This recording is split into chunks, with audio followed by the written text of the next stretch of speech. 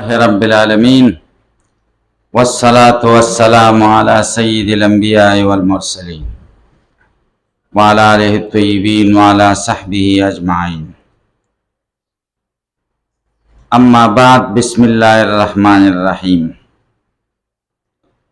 باب من الدين الفرار من الفتن دا باب دے په دې خبره کې چې د دین نه دا خبره هم ده چې سړی د فتنو نه تښتي. الفرار من الفتن من الدین، تیښته د فتنو نه د دین حصه ده. درې خبرو ته خیال کوئ. اول دعوه د باب څه ده؟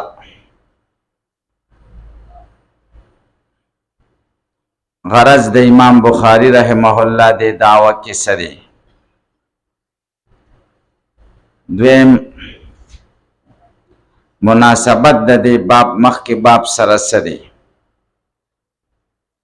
او دریم شرح د باب. اول خبره دعوه د امام بخاری رحمه الله یوه شعبه بیانوي د شعبو د دین نه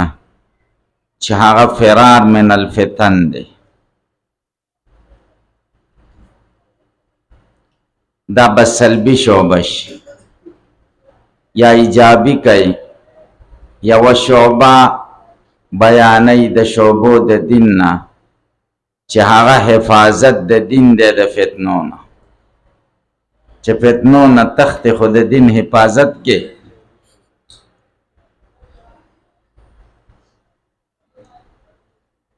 نو دعوه دا ده چې فرار من الفتن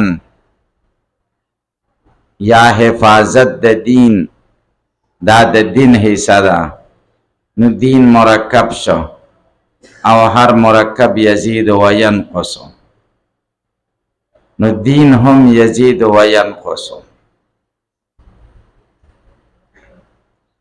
رد راغله په مرجئه و متکلمینو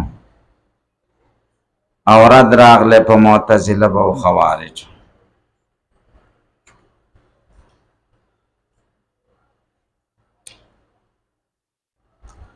متکلمین جواب کولی شي چې دلته ترکیب ثابت شه دین کې، دین او اسلام کې موږ د ترکیب قایل یو. ایمان چې په معنا د تصدیق سره شي دی کې موږ د ترکیب قایل نه یو.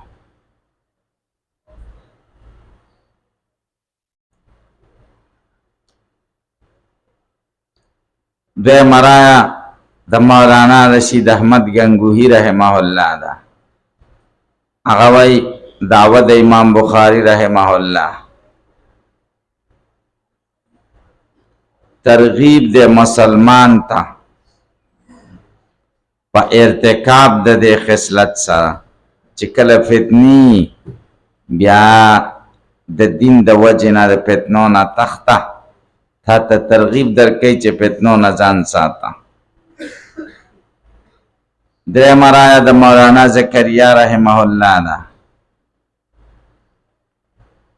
هغه وایي دعوه د امام بخاری رحمه الله بیان د یوې شعبې دی د شعبو د دین نه چې هغه فرار من الفتن. غرض دفع د توهم د انحصار د شعبو د ایمان د په خمسو کم توهم چې ناشی دی د حدیث د ابن عمر نه چې بنی الاسلام علی خمسین.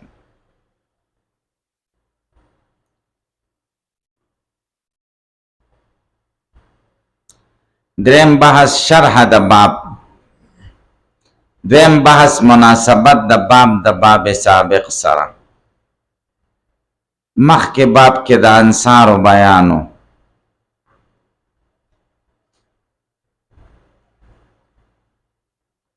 او دې کې د فرار من الفتن بیان دی. دې ته اشاره ده چې انصارو ته د انصارو لقب ملاو شوی و او دومره لوی درجې ته رسېدلی و. دا د څه وجې نه چې د فتنو نه تښتېدلي وو، د دین طرف ته د مناسبت یادا چې مخکې حدیث کې او باب کې د انصار و بیعت ذکرو په اجتناب عن المناهی شرک بنا کوي اغلا بنا کوي زنا بنا کوي اولاد بنا وجنای بهتان بنا کوي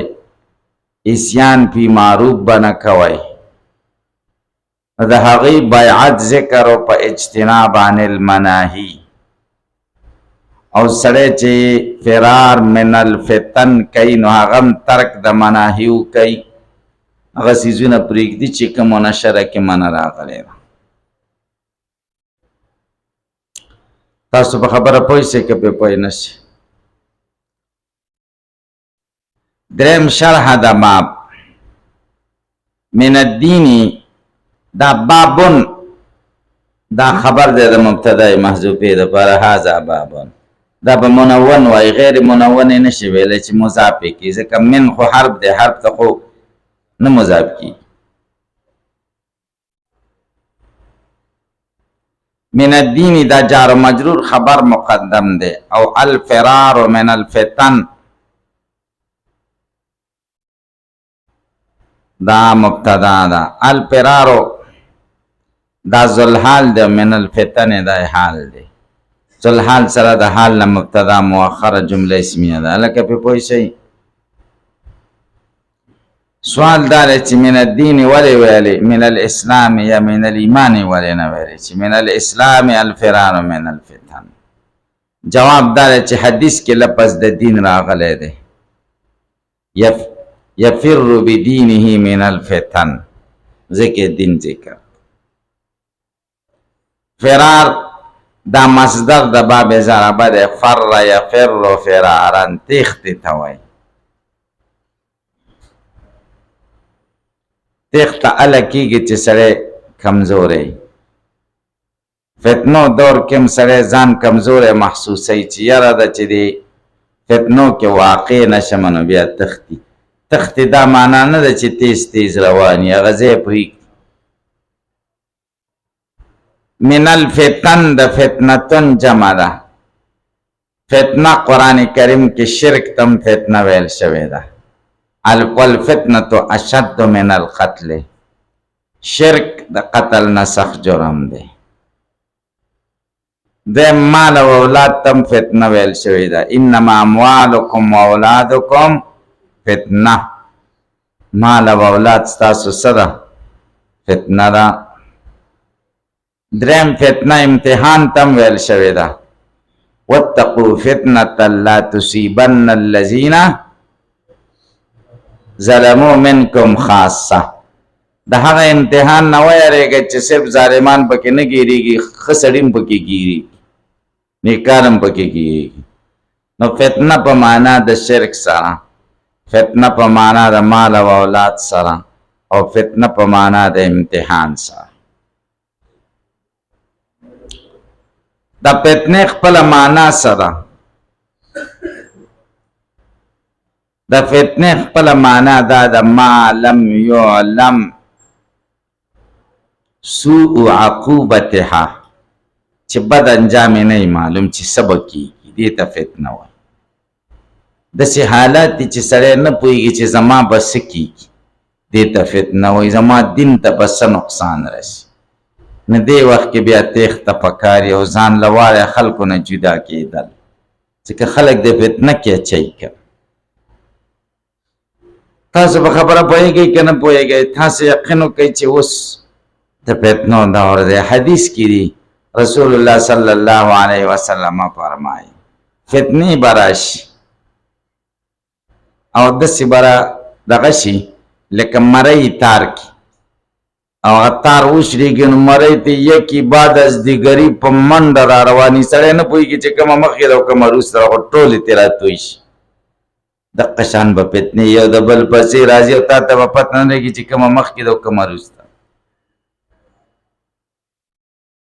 او بل حدیث کې دی رسول الله صلی الله علیه وسلم فرمایي ستکون فتن ځای ځای چې فتنې به راشي علی رضی الله تعالی عنہ فرمایي قلتو مل مخرج عنها یا رسول الله، فتنو نه په څه بچ کیږو. رسول الله صلی الله علیه وسلم فرمای په قرآن باندې بچ کېږي، قرآن کلک اونی صحیح نو په فتنې نه به بچ. تاسو به پوه شئ که به پوه نشئ. نو فتنه هغې ته وایي چې د هغې عقوبت نه معلوم، بد عقوبت چې سبا کېږي. تاسو په خبره پوه شئ. اوس څومره فتنې دي، هر قسمه فتنې دي. الحمدلله موږ او تاسو قرآن د برکته دې فتنو نه د مدرسې چاردیوالی کې بچ محفوظ. بار خلک ډېرو مصیبتونو کې کېږي، بالخصوص دا د دنیوي تعلیم د ادارو والا خلک. مدرسو مولا او طالب کې خدا ډېر کمی او د نورو خلکو کې ډېر دي. د دهریت سوچ، د الحاد او د بېدینۍ سوچ،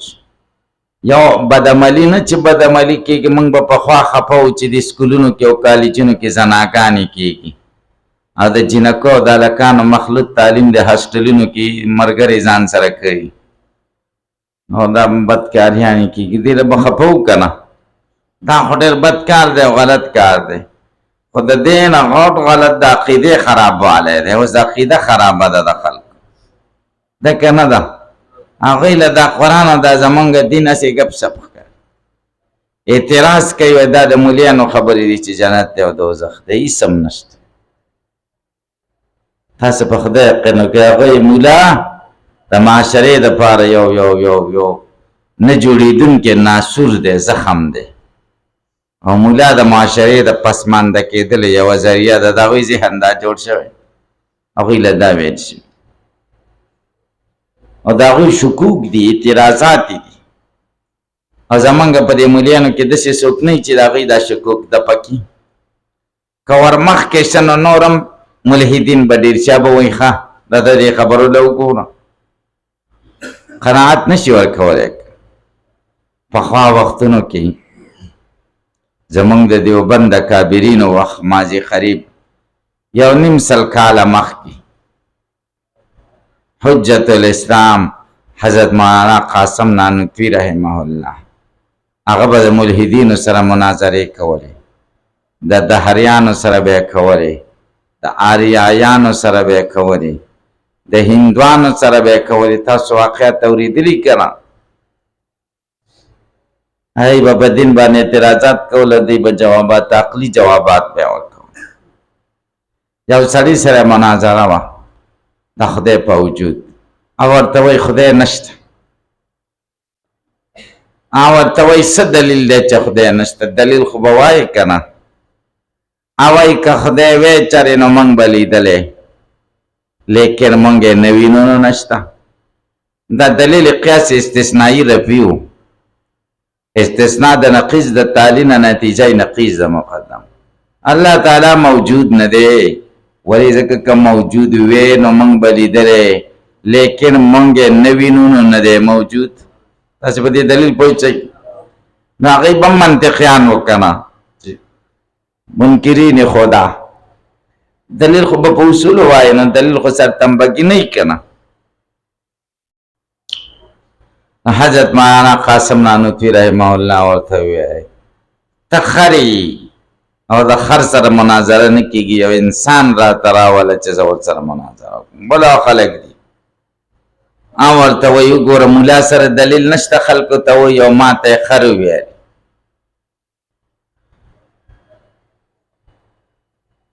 صحیح ده. ټولو خلکو مولانا قاسم نانوتوی رحمه الله ملامته که چې انسان ته څوک خر وایي او دومره غټ ملایي، دا ورته ویل ښه دی چې خر نه دی، خر دی د دلیل وښیي، دی د ځان انسان ثابت. نو هغه ورته وایي خر دې ته وایي چې عقل پکې نه وي او په ما کې عقل شته، انسان کې عقل وي، نو زه انسان یم خر نه یم. نو مولانا قاسم نانوتوی رحمه الله وایي ستا عقل چېرته دی؟ موږ یې نه وینو. که تا کې عقل وی موږ به لیدلی، لیکن موږ یې نه وینو نو نشته. نو چې عقل در کې نشته ته خر شوې. تاسې په خبره باندې پوه شئ. بیا ورته وایي مړه بس تاسو موږ ته مړی را مخېله کړی دی، مړي سره څوک خبرې کوي؟ ژوندی راولی سم ژوندی چې ژوند پکې خلک پې بیا وخندل چې دله وګوره دا خو ژوندی دی خبرې کوي مړي چا سره خبرې کولی شي وایي نه دا مړ دی داسې پې پوه شي او ورته وایي دا ژوندی دی وایي څه دلیل دی چې دا ژوندی دی وایي دکې روح دی او مړي نه خو روح تللی وایي کم دی چې روح دی پکې مونږ له خو نه ښکاري که روح پکې وی نو مونږ به لیدلی لیکن مونږ یې نه وینو نو روح پکې نشته هلکه تاسو پې پوه شئ داسې مناظرې به وي د امام ابو حنیفه مناظره تاسو اورېدلې ده که نه دهري سره مناظره وه دهري د خدای نه منکري او وایي دا څیزونه په خپله پیدا شوي چا نه دي پیدا ټیم یې ورسره ټاکلی و هغه ټیم له امام ابو حنیفه ورنغی لږ لیټ شه ګینټه دوه او بلا خلک راجمع دي مسلمانان ډېر خفه دي لکه چې امام صاحب وتښتېده د مناظرې نه خلک ډېر خفه دي مسلمانان هم دي او دهریان هم 2 ګنټې وروسته امام ابو حنیفه ورغی هغه دهري ورته وایي چې وګوره د مسلمانانو خو دا حال دی دې ته تاسو امام وایي زما سره واده خلافي وکړو نه امام صاحب د خلکو ته چې تاسو خو لږ غوږ ونیسئ زر دي عجیبه کار ما سره وشه نو ځکه لیټ شومه وایي څنګه کار وشو وایي زه چې راتلمه په دې دجلۍ راپورې وتمه دجلۍ په سیند نو کشتۍ نه وه زه لږ انتظار شومه چې کشتۍ راشي ناشنا کار وشو د ونې نه خپله تختې جوړې شوې هغه په خپله ورغلې او د هغې نه کشتۍ جوړه شوه او هغه د ملاح نه د کشتۍ بند نه بغیر را روانه شوه او زما مخې ته ودرېده او زه پکې کېناستم او راپورې وتم نو په دې کې لږ ټیم ولګېد ځکه تاخیر وشو نو هغه مناظر چې کوم و د دهریانو هغه د خلکو ته ویل چې دا وګوره د دې عقل خرابه دا خو لیونی دی دا خو د لیونتوب خبرې کوي دا ما سره مناظره کولی شي وایي ځکه دا کیدی شي چې کشتۍ د ونې نه د خپله تختې جوړې شي او تختو نه د خپله کشتۍ جوړه شي او کشتۍ د په خپله دی را دغه شي کشتۍ په خپله جوړېدی شي د نجار نه بغیر امام حنیفه ورته دقه خبره ده که نه چې کشتۍ د نجار نه بغیر نشي جوړېدی نو دا دومره عالم د خالق نه بغیر جوړېدی شي تاسې په خبره پوه شئ داسې مناظرې به وي بیا به خلکو ذهنونو ته به ورسېدې کم چې کمزوري ایمان والا مسلمانان به و د هغوی ایمانونه به مضبوط شو او کافران چې و هغوی به مسلمانان شو او بله خبره به پکې دا وه چې د هغوی ایمانونه به مضبوط و چې مناظرې به کولې زمونږ د مناظرین ایمانونه مضبوط دي زمونږ مناظرین فاسقان فاجران دي تاسو په خدای یقین وکړئ زمونږ د مناظرین نه دي ټوله توجه څله ده ته پیسې ورمه کوه جلسې له درځي والله که درځي پیسې ته مه ورکوه ټوله توجه یې په جامو وي دقه جامې صفا یي زړونه داسې خیرن دي لکه جامې چې څنګه صفا دي تاسو په خدای یقین وکړئ جامې چې څومره صفا دي زړونه یې دقه شان خیرن دي دلته دا ګوره په پرونې ما ته دغه خو د پرونې جګړه کړې ده یو مولا یې وهلی دی مسلمان داسې کار کوي د مولا نه پټکی وغورځوه که دا امي اوس غورځولی نو ټول مولیان به راپاڅېدل چې کافر شوت مولا بې عزتي کړې ده داسې ده که نه ده تاسو په خدای یقین وکړئ چې دومره خفه یم که نه دومره خفه شوم چې ډېر مې زړه خفه شو چې د خدای ظالمانو تاسو مسلمانان په څه حال دي او تاسو علم وایي پکڅه دی او سید عالم پسه دی تا خلق پسې دی او تاسو پسې یا د خدای ظالمانو تاسو په خدای یقین وکړئ چې ډېر خفه شو زمونږ یو ملګری او ډېر بزرګ سړی دی مونږ سره ډېر سبق ویلی او ډېر بزرګ دی تاسو ته ځکه وایم د دې څیزونو شوق خو نه کوي او نه دې ته زنده‌باد او مرده‌باد وایي جسم ورته ویلي دي وایي غول هم خوړلی دي تاسو یقین وکړئ دا جسم ورته ویلي دي څلورو درجو پورې طالبان خو لیوني بیا وروسته هوښیار شي نو زمونږ یو مونږ سره ډېر پاتې شوی ډېر بزرګ سړی دی او ډېر نیک سړی دی هغه ویل ما ویل چې زه کورس کوم دا د مناظرې نو ما سره مشوره کړه ما ورته ویل لکه دا چا سره چې کورس کې هغه نه ته تکړه یې ما ته پته ده ما سره سبق ویل قسم په خدای ملته ته تکړه یې شرم دی چې تا غیله ځي وایي نه و صرف دا مسئلې زده کومه دا اختلافي چې کنه چې خپل ځان پوهه کم په خپل ځان پوهه کم بس مزه صحیح ده چې هغه خور سره دا کورس وکړو نو ما ته تاسو که څنګه چلوي زه مسئلې خو بس مغه مسئلې دې مال راتلې وای ځکه دورای کړي وکنه وای دا تیری شوی دي خو د سیده چې یو تاثر مې دا واخیسته چې نه د تهجد سوچتا نه د اشراق سوچتا نه د صلات دوحا سوچتا نه د درود شریف سوچتا نه د قسم په خدای کدای چم نشته هیڅ لاړ شو چې مناظره نه راشي دا سستوري یو په ورته چابي کوي تبه چې غزوه احد نه راغلی غزوه بدر او ټولي کنځلي کړي خپاو مړه بس وای د دین فکر نشته د دین سوچ نشته تاسو یقین په خدای او کوي چې دا سیده کنه دا اسی تاسو سوچ وکړئ چې د سیده کنه ټول شهرت دي زمونږ طالبات په وخت کې داګي باباجي مناظره کړي وستره شوی او سپینګیره و مونږ طالبای په وخت کې نو الته دا خبرې نه وي چې پنځپیره کافر دی وابي کافر دی بریلی کافر دی دا قصې نه وي هغه معاصرین و د یوې زمانې خلکو حضرت مولانا محمد طاهر رحمه الله او داګي باباجي رحمه الله دا دواړه د یوې علاقې خلکو او معاصرین و د یوې زمانې او یوې زمانې مولین چین خامخا به کې لږ څه نه څه دغه راځي معاصرت نو به دا جګړې مګړې تېرې شوې وي تاسې خو دا نو هغه به ورته ملګري ویلې تاسو په خدای یقینو کې درس کې وایي زمونږ د ملګرو دلته دا رایه ده وایي زمونږ د ملګرو دا رایه ده ګوره ډېر بېادبه لفظ به نه استعمالوي تاسو په خدای یقینو کوئ چې مونږ ته نه دی اورېدلی پنجبیریانو بېادبه لفظ به نه استعمالوي تاسو پې پوه شئ او ګوره څومره مقابلې ورسره تېرې شوې ټول عمر یې ورسره مناظرې تېرې شوې او اوس هغوی وایي جمعیت والا ټول کافر دي وایي که نه وایي دا موږ مجبوره کړي دي تاسو په خدای یقین وکړئ چې موږ مجبوره کړي که نه دي دی ورته وایي پنجپیرانو پسې مونځ نه کېږي او مستقل امام جوړول یې مکروه تحریمي دي او مطلب دا بیا ورته وایي راشئ که تاسو پنجپیران مې ټول کافر ثابت نه کړئ نو بیا چې هر څه وایي نو هغوی کې به لیوني نه وي هغوی به خامخا یو لیونی تا ته راشړي چې هغه ته ټولو ته ووایه نو داسې یو نفرت جوړ شي او نفرت کشران طالبان دا سوچ کوي چې هغه مونږ جمعیت والا کې غټ غټ علما دي شيوخ دي اکابرین دي چې دې ټولو ته سرفراز خان صفدر صاحب ته کافر وایي نو دا خو یو یې راپاسولی چې هلکه دی له ده جواب ورکوه که بد مذهب ولا بد دینه خلک ساتي که نو دا موږ مجبوره کړي والله که د هغوی ګناه ده تاسو په خدای یقین وکړئ چې د هغوی ګناه ده دا بریلین دی او دا صوبه سر د پښتنو په دې صوبه کې سره بریلین زمانه نشته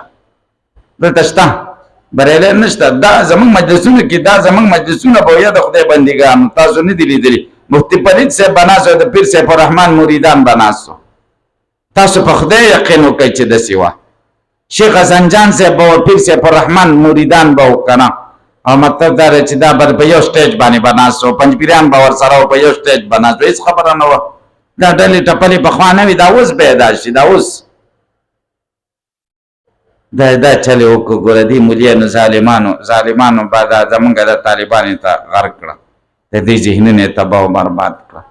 هلکه پې پوه شئ که دا اختلاف خو یې که نه هلکه معمولي اختلافات دي وړې خبرو باندې اختلافات دی مړي اوري یا نه اوري هلکه دی باندې پنجپیریان کافر شود کافران نه دي ګورئ بزرګانو ته بدې خبرې چاته ورکوي مشرانو له شیخ القرآن مولانا محمد طاهر رحمه الله پنجپیر مشر شیخ ډېر بزرګ او عجیب شخصیت وګوره قرآن دپاره ډېر خدمت کړی دی هغوی ته چې موږ کنځرې کوو خو هغوی زمونږ ته نه وایي وایي ژبه یې راوتې وه و چې مړ و ژبه یې راوتې وه نو هغه به ډاکی بابا نه یادوي چې دا مشرک دی نو ګورئ دې کې ډېر احتیاط کوئ بل د مړي پسې چې مړی چې هر څوک د مړي خبرې به نه کوئ مشکات شریف کې حدیث موږ ته تېر شه مخکې ورځو کې اذا مات صاحبکم فدعوه چې ستاسو مسلمان ورور وفات شي فدعوه پرېږدئ فدعوه پرېږدئ معنا بدې مه یادوئ چې دا چل پکې و او دا پکې و بیا به پرېږدئ چې کم ملا د مړو پسې ونښته نو پوه شه چې د اخر انجام خرابه دی دا بدبخته دی تاسو یقین وکړئ چې دا میګي له چې خدای په قهر شي څه کوي وزر وکړي ملا له چې خدای په قهر شي مړي یادوي پلانکې داسې دی او پلانکې داسې دی د مړو پسې نښتي دي یا ظالمانو مړي څه ابن تیمیه داسې دی او پلانکې مونږ یې څه کوو تاسو یقین وکړئ چې دا ټولې خطرناکې خبرې تاسو سره کومه ځکه چې حوصله ځان کې پیدا کړئ غټ یو سینه پیدا کړئ غټه سینه چې دا ټول ښه خلک دي ټول به خپل کار کوي ستا نظریه او سوچ تا نه څوک وړی شي چې تا مرم کې نو نظریه به دې زړه کې پاتې که په خوله هر څه ووایې نظریه تا نه څوک نشي وړی خو دا دی چې اختلافات ښه نه دي د دې ښه نتیجه نه ده دغه نتیجه ده دغه نتیجه ده چې در سره یې نو بیا حقي او بیا دا چل دی او دا دی او دا دی او چې نه یې که نه وای دا باطل دی باطل و شکست خوړو باطل خپل ملګری بیا باطل شي دا څنګه عجیبه خبرې ده چې ده که نه ده د مولا وهل دا جایز دي زه به ویم او دا ته مشر دی که کشر دی هغه مشر دی مشر وهل جایز دي زه د مشر مولا تاسو ته زه ویم چې مشر مولا استاد هم نه او یا مشر مولا تاسو له کنځلې وکړي چې 15 کاله درنه مشرین تاسو ضمیر دا غواړي چې وی وهئ کنځلې درته وکړي والله که ورته کنځلې وکړي ستا ضمیر والله که دا وغواړي که تا کې ضربیت دي تا کې سړیتوب وي که ستا تربیت صحیح شوی ستا تربیت تاسې پرې پوه شئ ستاسو تربیت صحیح وکړئ دا ګورې د تربیت نقصان دی پلار تاسو چې غلط کار وکړئ دا ستاسو د پلار ته نیول کېږي د صحیح تربیت نه دی کړی ستاسو استاد ته نسبت کېږي مدرسې ته نسبت کېږي چې د تربیت کم ځای کې شوی د دې تربیت صحیح نه دی شوی قسم په خدای که صحیح شوی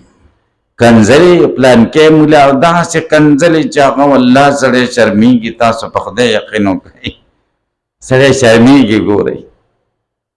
نو مونږ ته داسې نه دي په کار ګورئ ډېر اخلاقو دایره کې هر څه اختلاف خو څه بده خبره نه ده کړه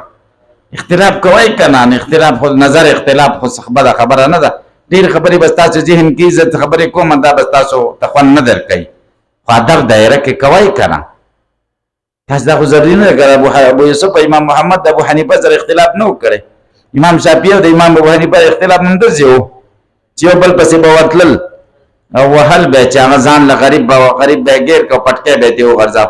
والله که دا مسلماني تاسو او چې فلسطین کې ظلم شوی دی او زمونږ مولیان راپاڅېږي او فلسطین کې ظلم شوی والله دا ظلم نه دی څه فلسطین ظلم بد دی او دا ظلم خیر دی چې ځکه چې دا ډېر ظلم دی والله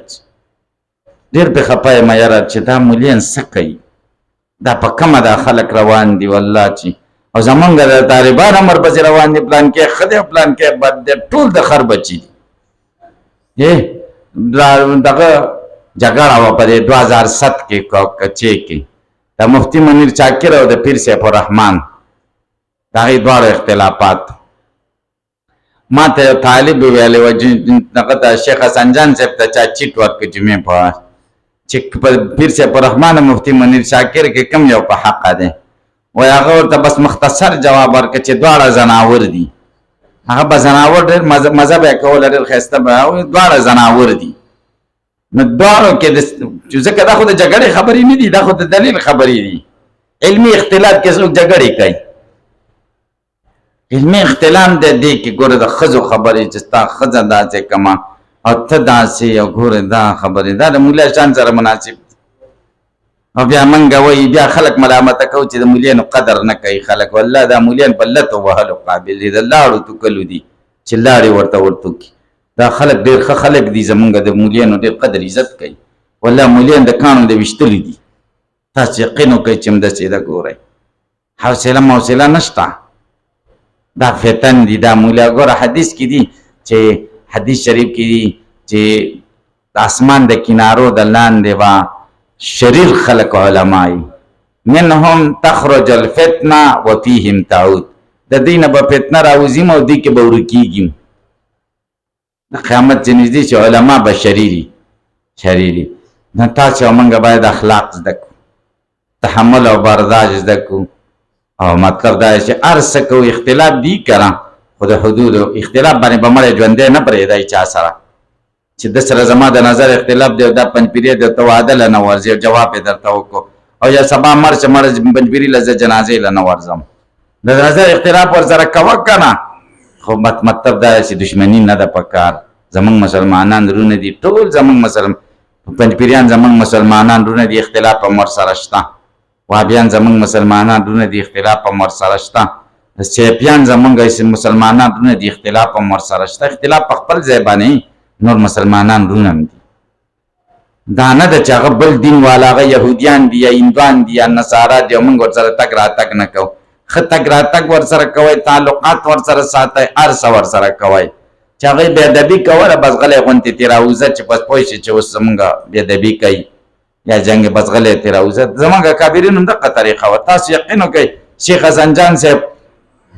زما یو استاد صاحب و حضرت مولانا تراب الله صاحب، هغه ویل باړه کې جلسه وه او پیر صاحب الرحمن صاحب ډېر په عروج کې و. دا مریدان و دا مولیان و مخکې ناست و ټول پټکي وهلي وو او دوی دا مطلب و چې شیخ صاحب خو به چې چېرته لاړ دی پیران داسې پیرانو پسې به یې خبرې کولې. نو چې مطلب د دې و دا و که شیخ صاحب د پیرانو پسې راولګي نو یو به ورته پاسېږي او بېادبي به یې کوي، دا جلسه به خرابوي. دوی داسې پروګرام جوړ کړی و چې شیخ صاحب د بیان نمبر راغی او چې دا پټکي ولیدل نو هغه حکما و، هغوی د زړونو طبیبان و. بس وایي موضوع خو د قرآن وه خو شیخ صاحب تصوف باندې بیان شروع چې تصوف داسې بهترین سیز دی او د پلانکي ځای نه راغلی دی، د مجدد الفساني قبر له زه ورغلی یم او ډېر لوی سړی و. دا چلو وګوره دا ښایسته ښایسته سنت طریقو پټکو والا ناست دي، دا د تصوف برکات دي. بس هغوی ویل چې موږ یو بل له وکتل چې اوس څه وکړو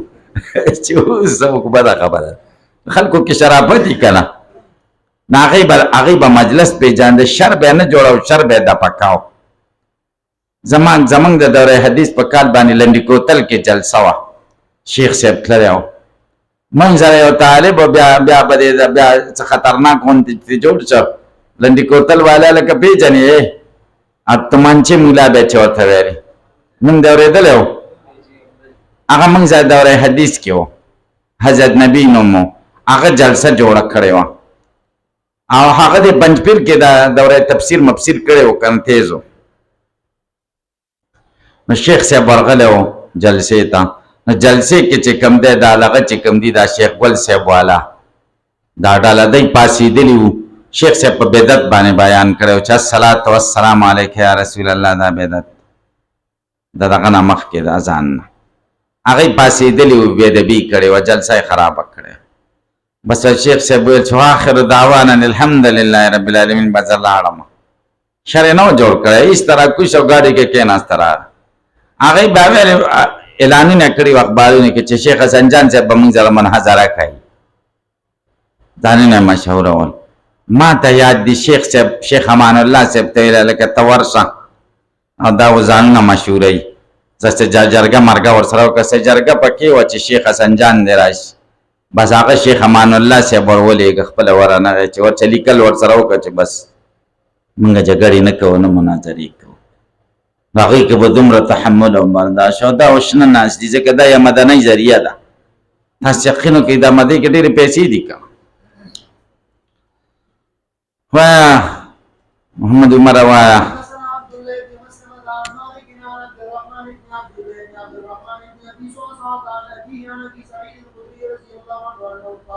قال رسول الله صلى الله عليه وسلم يوشك ان يكون خير مال المسلم غنم يتبع باشعاف الجبال ومواقع القدر يفر بدينه من الفتن. دا ابو سعید خدری سعد ابن سنان نوم دی او د دنه 1100 حدیث روایت شوی دی او د انصاری صحابي دی. خدری ورته ځکه وایي د جد اعلی کې خضره راته خضره یو نوم دی پکې خدری ورته وایي. بیا وایي چې رسول الله صلی الله علیه وسلم یوشک قریبا ده ان یکون خیر مال المسلمی چې شي به غوره مال د مسلمان غنمون ګړی بشي یتبعو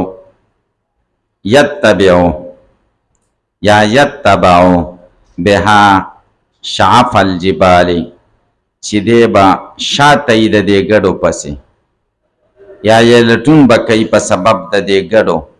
شعف الجبال سرونه د غرونو او مواقع القطر او ځایونه د باران ګډې به ورسئ چې کوم ځای کې باران شوی یو ګیاګانې جوړې کړي هغه به ګوري. یفر بدینه من الفتن دی به تختی په سبب د دین سره د فتنو نه. مالکه دا خیر مال المسلم دا مرفوع دی یکون لپاره اسم دی او غنمن دا منصوب دی دا څه دی بیم ان یکون خیر مال المسلم غنمن خیر مال المسلم به خبر مقدم شي او غنمون لکه دې نسخه کې چې دی غنمون دا به اسم مؤخر شي. ګډې غوره مال د مسلمان ولې دی ځکه ګډې ورانې نه کوي او بیزي خو ورانې کوي که پارسی کې وایي غم نه داري بوز بخر که غم دې نه نو چیلیانې ځان له واخله هغه خو سړی ډېر پازابۍ په دغه به درنه وخیږي او ته به ورپسې خطی نه شي او بس پازابۍ به دې که نه تاسې پې پوه شئ او ګډې خو ډېر ښه شی دی. بیا هم ښه په دې دي چې تاوان پکې نشته او ګټه پکې شته. پی به استعمالی وړی به خرڅی او زیاتېږي هم بچي زر زر غټېږي او بس ښه مصروفیت دی که نه. بل اوبه هم بې پیسو دي او غره کې ګرځوه واښه خوراک هم بې پیسو دی نو ګټه پکې ډېره ده نو ځکه مسلمان دپاره غوره مال. درېیم دا ده چې سړي کې عاجزي پیدا کېږي. مرابض الغنم کې مونځ جایز دی او په مرابض دغه کې مبارک الابل کې نه دی جایز ځکه اوښ مرګرتیا کې سړي کې تکبر پیدا کېږي او د ګډې مرګرتیا کې سړي کې عاجزي پیدا کېږي. او عوام وایي ګډان ښیي وایي دا د جنت مال دی. جنت کې شته که نه جنت کې هغه اسماعیل علیه السلام په بدل کې د جنت نه رالیږل شوی و که نه هلکه تاسو پې پوه شئ نو بهترین مال د مسلمان به ګډي. یتبعو دا د سمعا یسمعو نه دی تبعا یتبعو یا یتبعو اتبع یتبعو نو دی به شاتی روان به لټون به کوي بها په سبب د دې ګډو سره د څه شي لټون به کوي. شعف الجبال شعف سر ته وایي د غرونو د سرونو و مواقع جمع د موقع د ځای ته وایي قطر باران ته وایي د باران ځایونه به لټوي. یفر بدینه دی به تختی بدینه کې دا با سببیه ده په سبب د دین سره به دی تختی د فتنو نه دی به تختی. نو باب سره مناسبت راغی کنه چې فرار من الفتن دی به تیښته کوي د دین نه نو یفرو دی به تختی په سبب د دین سره د فتنو نه. او که دا با د دغه دپاره شي ملابست دپاره شي نو یفر بدینه من دین به تختی من الفتن د فتنو نو بیا مناسبت لږ بعید دی شته خو لږ بعید دی ځکه دین خو دکې دی که نه نو دی به تختی نو دین به مرځي. یا بعد مصاحبت دپاره ده یفر بدینی یفر مع دینه د دین سره به دی تختی من الفتن د فتنو نه چې دین مې خراب نشي. او حدیث دی چې آخره زمانه شي نو عامل په دین به داسې کالقابض علی الجمر لکه سکروټه چې لاس کې راخلي چې سکروټه لاس کې راخلي نو لاس دې سوځوي او که پرېږدی نو خرابېږي نه به پرېښودی شي نه به دین نیولی شي ځکه تکلیفونه دي پکې او نه به پرېښودی شي ځکه بې دینه کېږي هلکه دقه وخت دی. نو باب سره مناسبت د حدیث په دقه ځای کې دی چې یفر بدینه من الفتن په سبب د دین سره به دی تختی من الفتن د فتنو نه به تختی. باب قول النبي صلی الله علیه وسلم انا اعلمکم دا په بخاري شریف کې ګران باب یو څو بابونه پکې ګران دي. یو پکې وروسته راځي اذا لم یکن الاسلام علی الحقیقه کتاب الایمان کې دا درې بابونه ګران دي.